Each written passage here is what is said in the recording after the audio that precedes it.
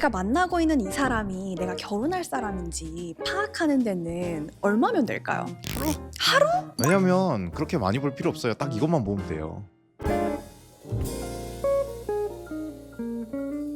저도 장기 연애를 하다 보니까 결혼에 대한 생각이 좀 자연스럽게 들기 시작하는 것 같아요. 그럼 희진님은 어떤 부분에서 남자친구분이 결혼할 만한 사람인지 이런 생각이 시작됐어요? 그걸 제가 물어보고 싶었어요. 그러면 오늘은 결혼할 사람의 특징에 대해서 얘기 나눠보면 좋을 것 같은데요. 좋아요. 저는 결혼 생각이 있으시면은 꼭 짚고 넘어가야 되는 관점이 있는 것 같은데, 그게 문제인식이라고 생각하거든요. 나랑 비슷하게 문제인식을 하는지, 쉽게 말하면 이거죠. 그러니까 이게 우리가 흔히 말하는 가치관이 좀 맞는 사람 이거거든요. 그러니까 예를 들면 그 모태솔로지만 연애는 하고 싶어, 거기 딱 나온 이도랑 정목이, 맞아. 걔네 커플 알죠? 되게 아리송하게 둘이 점점 멀어졌잖아요. 어떤 분들은 그걸 표면적인 것만 보고 정목이 너무해 이러시기도 하는데, 근데 저는 그 정도 문제인식이 다르면 애초에 좁히기 되게 힘들다 생각하거든요. 오히려 잘 멀어졌다, 미리 잘 대처했다 생각하거든요. 그게 뭐냐면 이도가 자기 생일 파티 때 뉴욕에서 파티하는 게 왜? 라고 얘기하잖아요. 그거에 대해서 문제인식이 없는 태도를 보이는 거거든요. 근데 정목 입장에서는 나의 생일에 대해서 그 정도 금전적인 지출은 문제라고 인식을 하는 거거든요. 또는 이게 잘못됐다까지는 아니더라도 조절할 만한 부분이고 생각해 볼 만한 부분이다 정도인데, 그러니까 이 둘이 견해가 다르다 수준이 아니라 아예 한 사람은 문제라는 거를 짐작도 못하고 한 사람은 문제라는 거를 얘기를 꺼낼 엄두도 못 내고, 이 단계에서부터 너무 큰 괴리감 또는 위화감을 서로 느꼈던 것 같아요. 그러니까 문제인식이 달라가지고 생기는 어떤 오류들, 그런 것들이 좀 뭔가 소통의 장벽을 좀 높이는 요인인 것 같아요. 그래서 무조건 나랑 다르니까 무조건 배척해라 이런 얘기도 아닌데, 이런 게 존재한다, 이게 어디서부터 시작될까를 볼 때 딱 이 지점을 봐야 돼요. 내가 문제라고 생각할 만한 부분에 대해서 짚었을 때, 그때 그 사람이 너무 문제인식에 대해서 너무나 달라서, 다를 수는 있지. 근데 그 간격은 우리가 경험해보면 알잖아요. 진짜 상상하지도 못하고 문제로 도저히 삼지도 못해. 그러면 이제 바이바이 이렇게 되는 것 같아요. 그러면 그런 사람 문제 인식을 항상 너무 다르게 하는 것 같아요. 근데 결혼하고 싶어.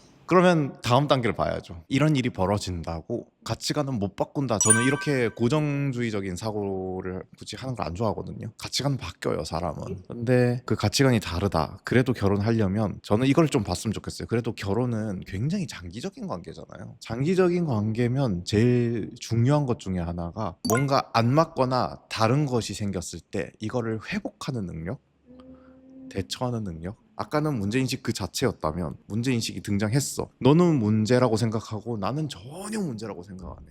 여기서 어떻게 할까? 좀 우리가 추구할 만한 애티튜드는 적극성인 것 같아요. 뭔가 문제를 정면으로 바라보고 해결해 나가려고 하는 어떤 애티튜드. 너무 에너제틱해가지고 옆에서 부담스러울 정도도 아니고, 너무 무기력하거나 회피적이어서 옆에서 답답할 정도도 아니고, 딱 상황에 맞게끔 조절할 수 있는 그 적극성과 어떤 침착함? 침착함, 그렇죠.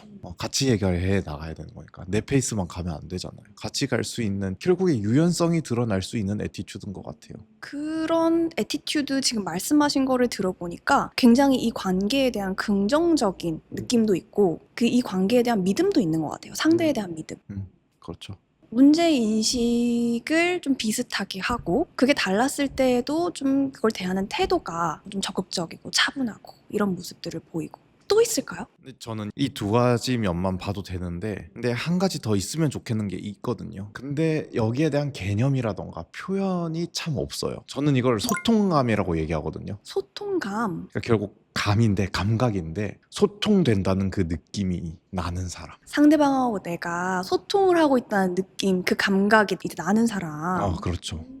그게 되게 중요하거든요. 되게 중요한데, 예를 들면은 저는 옛날에는 소통된다라고 하면은 늘 말을 떠올렸어요. 내 말을 알아들었다, 저 사람이 말을 잘 한다, 자기 마음을 잘 표현한다, 언어화를 잘 시킨다, 이런 걸로 저를 생각했단 말이에요. 근데 나중에 알게 됐어요. 이게 내 방식이라는 걸. 말로써 소통을 하려고 하는 게. 그러니까 소통에는 여러 가지 수단이 있거든요. 물론 말이 굉장히 효과적인 수단 중에 하나인데, 포인트는 중에 하나예요. 우리는 보여지는 것도 있고 비언어적인 정보도 있고, 그리고 솔직히 말하면 신체적인 어떤 감각 감각적이고 정서적인 정보도 있거든요. 맞아요. 그냥 단순하게 말 몇 마디 그거 잘 표현됐다 그런 걸 넘어서는 것 같아요. 넘어서서 너 뭔지 알겠지? 이거거든요. 너 뭔지 알겠지? 너 뭔 말인지 알겠어.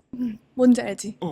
뭔지 알겠어. 딱 이 느낌인 거거든요. 소통될 때 그 느낌. 최근에 제가 좀 감명 깊게 봤던 쇼츠 중에 하나가 외국 영상이었거든요. 커플들이 데스티니 모먼트라고 해서 올라온 거예요. 오. 예를 들면 그냥 노래가 나오고 있어. 근데 되게 궁둥이 실룩거리거나 뭐 이상하게 이렇게 몸 동작을 하면서 갑자기 춤을 춰. 근데 춤을 딱 시작했는데 남자랑 여자랑 동시 타이밍에 이거 한 거예요. 와. 그러고 너 뭐야 이러고 이제 서로 아이 컨택 하거든요. 그때 그 아이 컨택을 보면 그들의 표정을 보면 소통감을 진짜 온몸으로 느끼고 있어요. 물론 우리는 일상생활 속에서 늘 이렇게 놀라운 소통감만 경험할 수는 없기는 해요. 그런데 소통감은 평상시에 스며들듯이 느끼고 있을 거예요. 너무 공감되는 게 소통감이라고 하는 거에 대한 어떤 딱 그거는 지금 말씀하신 대로 단어가 좀 없기는 한데 막 떠오르는 게 티키타카가 잘 된다.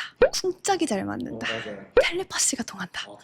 이런 게 좀 공명하는 그런 소통감의 현장에서 우리가 많이 느끼는 것들인 것 같아요. 그런 거 말씀하시는 거죠? 맞아요. 소통감을 얘기를 하게 되니까 앞에 얘기했던 문제 인식을 어떻게 하느냐, 그리고 문제 인식을 대하는 태도가 어떠냐, 이 모든 것들이 소통감으로 가기 위한 어떤 징검다리거든요. 소통감에 도달한다고 표현을 하셨는데 그럼 이 소통감이라는 게 이미 있었던 건 아닌가 봐요. 만들어 나갈 수 있는 건가 봐요. 그렇죠. 만들어 나가는 거죠. 우리는 아주 어렸을 때 오히려 미성숙한 사랑을 할 때 이런 판타지를 가져요. 내 마음 다 알아주겠지. 그래서 소통감에 대한 판타지를 오히려 가져요. 근데 커가면서 알잖아요. 그런 건 세상에 존재하지 않고 소통감을 만들어 나가는 단계는 너가 와가 아니라 우리 만들 수 있었던 것 같아요. 근데 잘 안 만들어진다 하더라도 오히려 너무 마음이 조급해지거나 체근하게 되면은 상대에겐 폭력이 되고 더 소통감으로부터 멀어지는 것 같거든요. 그러니까 소통감이 이루어져야 돼. 이것도 문제인식이거든요, 사실. 그렇죠. 소통감이 없으니까 우린 잘못된 관계야.